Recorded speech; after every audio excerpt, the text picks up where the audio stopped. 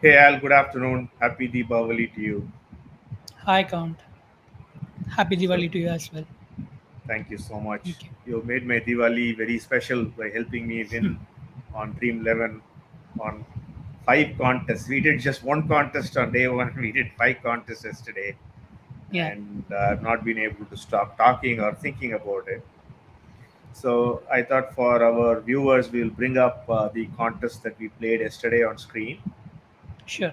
and then maybe we can talk through the team Mm, and what data points that you did use to make those selections, and yeah, then we can jump right into today's game between South Africa and Zimbabwe. absolutely. All right, so let me share my screen. Mm,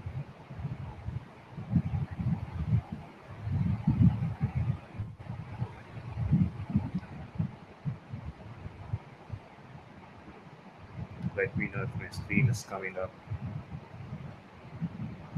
it does, yeah.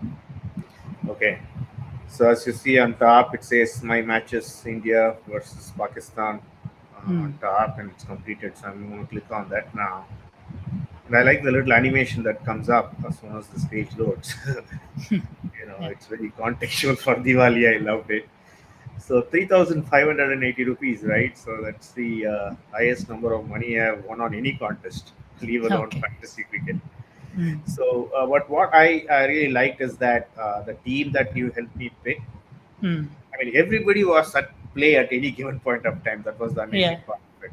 yeah. So I'm just bringing up the team, on the screen. Would you be able to talk us through your selection process a bit for our viewers? Sure. Can it be zoomed in or it's fine, I guess. I Yeah, think this is the the match. for the Go ahead. key thing for this team to work was Ashdeep Singh. I mean, the Right. first ball it started working right from the very first ball because he was the only differential in the whole game that we could have cashed in on. We tried to do it and he delivered too. He was owned by only 35% of teams, I guess. So when such a player puts in a performance like he did yesterday, it it it gives you a big advantage. It puts you up. It puts you up before anyone. So that was one of the major turning points yesterday, and I was surprised to actually see none of our opponents captain Hardik Pandya. He's such an important pick. I mean, at MCG with such big boundaries and Pakistan's bowling attack, he was going to come into play at some point. That was the other thing that worked for us. Hardik going crazy. The third thing was like there, Shadab Khan. A lot of people had Akshar Patel and Shadab Khan, but none of them really had Mohammad Nawaz.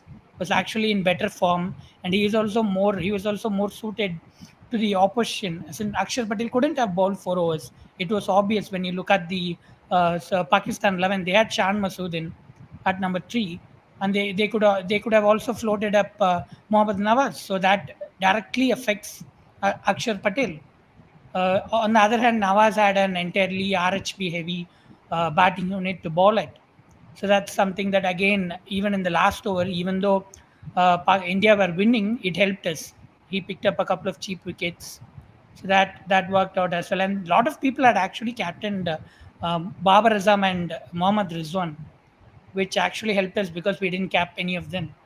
The thing why we did that was we were expecting India to dominate the game. So in a match where you're expecting the other team to dominate, there is a little point captaining players from the weaker team. So that also played a role. So that's pretty much it, I guess. Yeah, I think that's a very important point you're making, right? So one is the differential, Mm, that we picked Arshdeep Singh, mm, and the second thing is that whom we make as a captain, because mm, Hardik Pandya scored that, the average runs he scores per game, that's 30. He scored mm, those 30 runs, and he also picked up 3 wickets. mm. Yeah. So, and also you were pick on Nawaz that, seeing Mm, our weakness against slow left arm orthodox spin. Even though he mm. went for a lot of runs, in the Yeah. last over he ended up picking up 2 wickets of Hardik Pandya and DK. Yeah. He did. So obviously, having Harris Raff felt a lot, playing in his home conditions. He was Yeah. so good up front, picking up Mm, those 2 wickets. A lot So of them have had gone for Shaheen Shah Afridi, which we mentioned in our show. Actually, we are not sure about how fit he is coming back from the injury and whether Pakistan are actually rushing him. When you look at the match, it actually looks like they have been rushing him, and they even have an injured Fakar Zaman in their squad at the moment. So I wouldn't be surprised if Shaheen isn't actually fit enough to take part in the game, and they are pushing him in because of the quality of player that he is.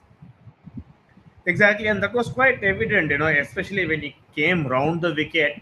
Hmm. His pace had dropped at least by 5 to 7, kilometers an hour when Yeah. he came in for the 17th over, if I remember, Hmm. and he became very easy picking for Virat Kohli. Virat Kohli looked very comfortable playing Shine Afridi yesterday. Yeah. So overall, a great performance. If you look at how I did, head to head with a couple of contests I went. Hmm. In fact, after even India was 24 for 4 at one stage, Hmm. Hmm. and I saw Virat Kohli and Hardik Pandya at the crease. I knew that they are going to bat at least till the 16th over, Hmm. since because we lost so much of wickets up front. Hmm. And that made my fantasy 11 chances of winning even more secure. Hmm. If Uh, they you know, aren't, the wickets are going to go out to Shadab and Nawaz, and we had both of them as well. exactly. And at one point, that's what I was texting you, if you recollect. I Hmm. have Shadab and Nawaz bowling, Hmm. and Hmm. I have Hardik and Virat Kohli, and all four, Hmm. are in right in action right during the middle overs. And I was saying Yeah. that anything that happens, it's a benefit for my fantasy team. That's exactly what Yeah. happened. Love those situations actually. When I'm in those situations, absolutely love them. Exactly. And if you look at my win margins, right? So that's what I was Hmm. saying. Even Hmm. halfway through the India's chase, Hmm. I was almost secured of winning. Three of my expensive contests. Yeah. So the one I entered for 222 rupees and 120, the win Hmm. margins were less than 100. But Hmm. if you look at my contest where I did the 435 twice and the Hmm. 876. So let me go to the 876 contest. You Hmm. would see, again, almost a 100-point difference. So Yeah. we were very comfortably winning on all the Hmm. five contests. So that was an awesome experience. I think So it's one thing playing having a perfect day and winning, and then we haven't even had a perfect day yet. For example, if you look at the first match, I think our captain didn't fire. The second match, our vice captain didn't fire, and yet we are like winning by such a big margin. It shows that the team is actually strong enough. We aren't dependent on any one player to take it through. exactly, it's so evenly spread out, Hmm. and at any given point of time, that's the most exciting part as a viewer yesterday for me. Hmm. Watching all the 40 overs were interesting because Yeah. somebody or the other were in play of the team that I have chosen, and that's what Hmm. completely changes the paradigm on how the fan follows the sport. Yeah, I mean, if there is a way that match could have actually got better for any of them, with India Yeah. winning and then us making a profit of it. It was a perfect Diwali and a Chennai boy winning hitting the winning runs. You couldn't have Yeah, asked for any better. yeah. So with that done and dusted, let's jump straight into today's game Mm, between South Africa and Zimbabwe. yeah, Let me stop sharing my screen for a second yeah. so that it does not create so much of confusion on your screen. So hopefully we have a clear screen now with only just two of us on it. So great, Al. Thanks for sending in the doc on South Africa and Zimbabwe. Sure, Like I yeah. said, that's the read I look forward to every morning these Mm, days, waiting for your document to be published on fantasy.cricketapi.com. yeah. And a lot of interesting insights on today's game as well. So let me bring up that document, and it Mm, would be great if you can talk us through that. So just give me 1 second. I'm bringing it up.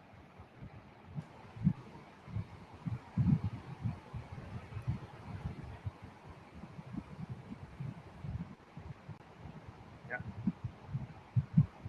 hope you can see the screen, Al. even the article is published, so we can use it as well. Or this is better. Okay, we can do that. Mm, Good.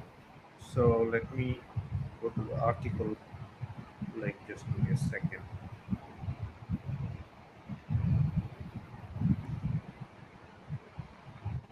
That's a great idea. I was still reading through the document you had sent very early in the morning, and the article got published. Hmm. So I'm just going to bring up the article again. Just give me a second. Here we go. Ram has made all of it more attractive, so that helps as well. Yeah, thanks, Ram. A big shout out to Ram to support us on Diwali, helping us to publish the article. Thank you so much. Yeah. So I have the article right in front of me now. So let's talk Hmm. about the venue, Hobart. So it's a very interesting Hmm. dimensions. They have. One of the It is, square yeah. boundary is very short, just Hmm. 59 yards. And tell us, Hmm. who kind of comes into play and who doesn't with one short boundary, one short square boundary. I think, as we have said in the article, this match is likely, all matches normally at Hobart are decided by how teams defend that smaller boundary. And with not much assistance for spin as well, it's very difficult for spinners to get anything from the deck usually. And players who are good against pace and bounce usually thrive at the venue. For example, Darcy Shot. Darcy Shot has an exceptional record against Rashid Khan at the venue. I mean, that says a lot. I mean, we have seen him play in the IPL. We know how much he struggles against spin. But here, he's the one who bosses Rashid Khan. That's the same with Matthew Wade, too. So, this is a deck where you can expect a lot of assistance for pace bowlers up front. But as the innings progresses, batsmen will score a lot of runs. Yeah, when the ball is spinning, when you're bowling, with a short a square boundary, it's a completely different ball game altogether. Like Yeah, how Hardik yeah. Pandya went for the big heave against Nawaz, Hmm. Hmm. and you got caught on the offside. So a Hmm. lot more would happen in the subcontinent conditions with the ball Yeah. coming off the turf, little slower and also turning. That completely Hmm. changes the dynamics of the game. So when the shorter side is the leg side, we can actually see bowling units trying to pitch the ball up and get the batters hold out at the deep instead of like pitching it, drawing the length back like we have discussed the other 2 days. We discussed about Perth and Melbourne, where we talked a lot about hitting the deck hard. Like this is not going to be one of those direct hit the deck hard type of pitches. It's going to be one where you'll have to mix your lengths. The shorter side is the leg side, ball your best bowlers. If the shorter side is the offside, then you can maybe bring your weaker bowlers in and try and tempt batters into hitting them to the longer one. Yeah, that's an interesting point you make. So, would you think, given that you've just made an observation here, this World Cup, spinners have Hmm. been, doing really well given the Hmm. longer boundaries. Hmm. So, do you think that South Africa would play Shamsi instead of Ngidi, and have Shamsi actually, bowl with the shorter boundary on the leg side since he bowls more fuller and around the off stump? I mean, there are a lot of theories floating around at South Africa's combination. The standard prediction is that they are going to play Lungi Ngidi in place of Shamsi, but that doesn't make sense for me because Shamsi has played the most number of T20s for South Africa since 2021, and leg spin, even in general, is one of the most important components of a bowling attack. If there is anyone whose spot should be under threat, it's likely to be Maharaj. But Maharaj has emerged as one of the leaders in the South African team. They view him as one of the captaincy options. So I don't think he's going to lose his spot either. So I see them going with Andres Nokia, Kaizo Rabada, Wayne Parnell, Shamsi, and Maharaj. If they bowl Maharaj, then they have to bowl Maharaj from the end where they give him the longer square Hmm. boundary, isn't it? That kind of Yeah, I think courtesy options. they'll also use Markram in combination to target the boundaries and stuff, to target the type of batters in play. If there's a left-hander, then the longer side with Markram bowling. If there is a right-hander, then Maharaj with the longer leg. So that's something that's going to be interesting. So he's going to have Markham and Maharaj rotating from one end, and Yeah, depending maybe on who is batting. Yeah, yeah, and Rabada now bowling more of with opening with Parnell, and then not Andrik Norgay coming in. I know you would expect yeah. them to bowl fuller on the off side, Hmm. attacking the off stump. Hmm. When they have the longer boundary to defend. That It's makes really sense. interesting how South Africa used Nokia. they start him late in the power play, or even sometimes, a lot of the times actually, they start him after the power play and they just run him through the middle overs, like act as an enforcer. That's something Pakistan lacked yesterday. We discussed about it even in our preview show. Their bowling overs distribution is very one dimensional. That smarter teams and teams with resources that can that can capitalize on it can actually take advantage of it. But against South Africa, you'll have to have players who are good against spin, who are also good against pace. It's going to be really difficult for Zimbabwe today. Yeah, and especially if Zimbabwe were to chase and where they, Temba Bavuma uses Andrik Norgay, so Mm, between the 7 to 16 overs, that's when mm, the chasing side loses a heap of wickets. So that's a exactly. a Yeah. point to note. Mm, Yeah. So thanks for the venue analysis. Let's now get into the South Africa team notes. sure. Yeah, we have Tempa Bauma who's out of form. It's very sad to see that he was not picked up in the SA T20 leagues. But Yeah. he's definitely a leader. The entire group rotates around because he was the one with Voucher who was instrumental in rebuilding this team.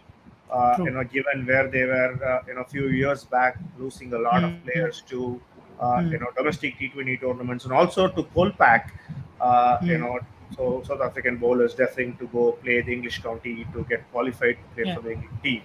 So Mm, from there to being tournament favorites, it's been a great rebuilding, story that Pavuma and Boucher have done.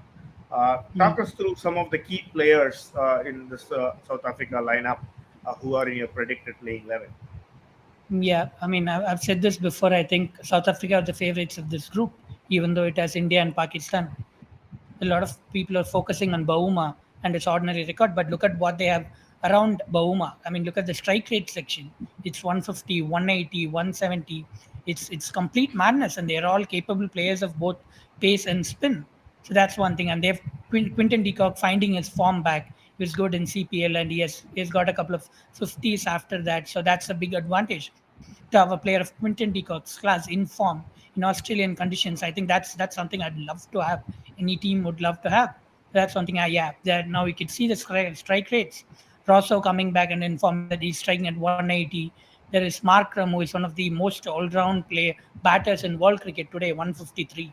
Then there is Miller, 163, and there is Stubbs, Jesus, 192. This is an exceptionally good middle order. Even though they have lost Pretorius, would have made this team even stronger. I think this is one of the strongest batting units in the tournament. And even if the bowling, they're rounded. They have Nokia Space and Kaizo Rabada, and also the twin spin attack of Maharaj and Samshi. They also have Markram to complement the away spinners. So that's like it's a team that I think if South Africa have to go a long way, I think I'll see Quinton de Kock, Aiden Markram, David Miller, and Andrich Nokia playing a crucial role. So these would be my four top picks from the team. Yeah, so great record. I mean, I think South Africa is one of those well balanced, top and middle order, batting unit.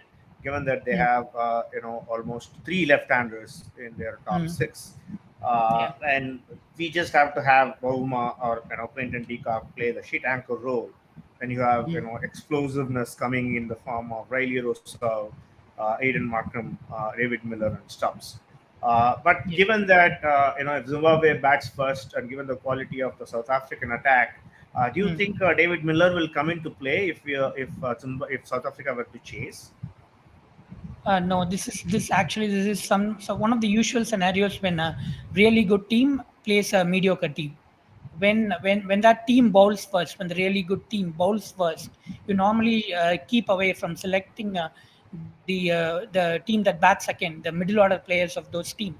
You need not even look at players batting at 5 and 6 because they're not going to come into play. They might come into play in one of the 9 games, for example, in one of the 10 attempts, but that you cannot find value out of it. So if South Africa bowl first today, David Miller will not be part of our fantasy teams, and he is in 70% of teams right now. So that will be a major differential option for us. Yeah, I think with South Africa chases, most Mm, teams, will have David Miller in their 11, and mm, that's going to become a huge differential. And that's the reason, viewers, you need to watch the show. What looks like very popular choices are based on, popularity bias or recent bias. And I'll show here, he talks us through the match situations, which helps the fantasy player to make a fantasy 11 which has got very very high probability of winning, like we have seen in my case in the last couple of days. uh, Having talked through South Africa's batting strengths, is there any chink in their armor that a bowler in the Zimbabwean attack could exploit? For example, you have mentioned there's a fantasy opportunity alert with Wesley Madhav. I don't know how to pronounce his name. Madhavre. Soft spin bowling could come into play. Again, if we were to be given the longish, square boundary coming up, mm, against the South African left-hand batsman, they could, mm. take his chances against Wesley, and maybe they can hold out in the deep. Yeah. So, Mm. so For talk that us a matter, little bit. even the right-handers, I think we should all learn to spell his name soon because he's one of the world's promising best young talents at the moment, right now. So, so that's a really good thing that Zimbabwe have. And yeah, I think his off spin will come into play today because you cannot be bowling slow left arm spin to the likes of Quinton de Kock, Riley Rossouw, and David Miller, and even the right-handers are decent players of spin in South Africa. So I think uh, Zimbabwe will try and get a couple of overs out of Wesley Madhore, and if we are lucky, we could get a wicket or two from him. Yeah, and also your point about Sean Williams, being a left-hand, orthodox Mm, bowler up against mm, three left-handers, he will mm. be in for some harsh treatment like Akshar Patel received yesterday. Yeah, yeah. So yeah, so these are very important points here. This is where Al had covered in his article on if David Miller bats at number 5, and if South Africa bats second, and if Tempa Bavuma uses the opportunity of a low score to get back into form, uh, Miller might not get a chance to bat at all when South Africa chases. So we spoke about this part as well, how Shamsi would replace Negidi. Yeah, That's another point, and Shamsi could be a differential in your team. yeah. That's another point that we discussed earlier in this I'm not sure. conversation. There's a lot of previews that are predicting leg spinners to be dropped. I'm not sure whether it's because it's Australia, but you don't drop a leg spinner that easily. Yeah, especially a Chinaman kind of a bowler. He Hmm. brings in that level of mystery, bowling left Hmm. arm. Right arm leg spin itself. Yesterday, probably it was a Hmm. missed opportunity that we didn't prefer Chehel over Akshar. Hmm. But Hmm. if you have a leg spinner, and if you one of the boundaries are longer, I think Hmm. he becomes an automatic pick in the 11. Yeah. So. So let us talk through Zimbabwe's team notes a bit. Sikandar Raza is obviously a big name. So if I were to go with a fantasy team, how many members would I pick from the Zimbabwe team, for example, and who would they be? Yeah, it's four because that's what the platform any most of the fantasy platforms right now expect us to. I mean, if left to me, if we did not have the minimum four-member league, I'd probably pick a couple of Zimbabwe players at best, but we do not have the option here, so we'll go with four. Sikandar Raza is obviously the number one pick. Then the other one would be I think it's Craig Irvine because we'll have to pick three batters, and Craig Irvine without picking Irvine, it's difficult to meet the combination requirements. So he comes in as a second pick, and the third one is between Sean Williams and Wesley Madhore. Depends on who bats first and who bats second, and Blessing Muzarabani. I think he's one of the world's best hit the deck bowlers. So that's a good option to have. If Zimbabwe bowl first, he'll be the only one we can rely on to bowl full quota of this 4 overs. So like we saw with Sam Curran and even Arshdeep Singh, when you bowl a lot of overs, your chances of getting wickets improves. So if he bowls a couple at the death, he might get a couple of cheap wickets. Yeah, blessing Muzurabani. He's a blessing to this playing 11. If he can hit the deck, every team should have that blessing. Playing in Australia. Uh, so we are talking here a bit more about Aiden Markram's bowling value, which could come into Hmm. play today. So just talk us a little bit more through it. Is he a captaincy option for us? Especially he's going to be batting in the top four, and if he's going Hmm. to bowl a bit of his off spin as well, Yeah. he could get in the Hmm. number of points like Hardik Pandya did yesterday. Yeah, since we are most likely going to be going to be playing a small league, so Aiden Markram is a needless risk for us. But those who are playing grand leagues, Aiden Markram is where your opportunity lies. He bats at four. If South Africa bat first, if they bowl first, I'll stay away from Aiden Markram. But if they bat first, batter who is in prime form, batting at in the top four, and also is the first choice off spin option against an opposition batting unit that has three left-handers in its top six. So that's a lot of value there to be tapped into. So yeah, he is a captaincy option for all those who are playing grand leagues. So if South Africa bats first, Aiden Markram and David Miller are automatic choices in the 11. There, yeah. I mean, David Wheeler might only get 15 balls to bat, but that's enough for him. That's enough for him to score 40 runs. Exactly, especially if South Africa's top order is batted well and they're posting a big score coming up against Hmm. those short boundaries. Miller could Yeah. launch out an all-out Miller time. They could also promote him in the batting order. Yeah, that's a good point. So again, talking about Kesav Maharaj's fantasy value here, Zimbabwe also the squad has a bunch of left-handers who are excellent hitters, like you said, of slow left arm Yeah. off the rack spin. But Maharaj's place in the 11 is confirmed. Like you said, he plays one of the role of a leader. And if I remember Mm. correctly, in the recently concluded South Africa India one day series, he did also captain one of the games. He did, yeah. Yeah. So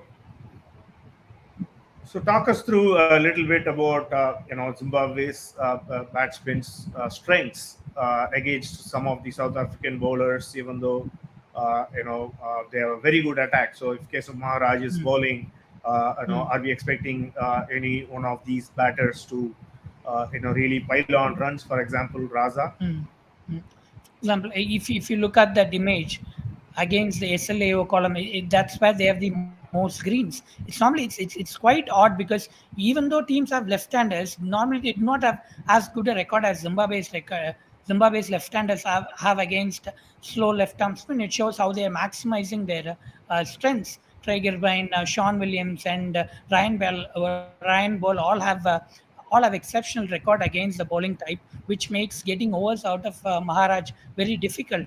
But and there is also Milton Shumba, who is an underrated left-hand option to have in the top seven. He can hit the big shot too. So that's like four options that Maharaj will have to contend with, which is why Markham's value it's improved today. The other bowling types, I think they struggle against Rispan, which is why we are relying on Shamsi to get at least a couple of wickets today. They struggle against right arm pace and left arm pace in the power play. They struggle against, I mean, all those left-handers who have exceptional records against SLA struggle against off spin. So that's something. Raza, it's I think Raza. A lot of things about Raza are overrated now because of the form that he's in. But he is someone whom you can use Maharaj against. He's someone who Maharaj can get the better of Raza, Maharaj or Shamsi. But because of the recent form that he's in, a lot of Raza's forms are tending to be are being overlooked. Yeah, probably it's a point when Raza would fail. Mm. Given this weakness against left arm spin, if he Yeah, comes up there are a lot of against them who are both Shamsi and captaining Maharaj. Raza today. So I think that's a red alert to them. Yeah, so that's going to be a bit of a challenge if you guys are picking up Raza as your captain. Watch out Mm. for that. That's a very interesting tip. So let me go back as we are getting close to the toss. Let me go back to your fantasy builders, which Mm. you have shared. If South Africa wins the toss, Yeah, if South Africa bats first or bats second. So I'm going to bring up that screen now in a second. sure. Just bear with me here for a second, and I'm bringing up the tab.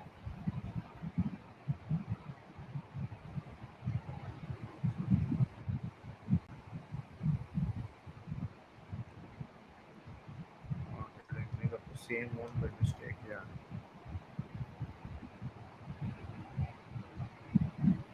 I think the toss is going to be delayed because of the rain that rain interference in the first game.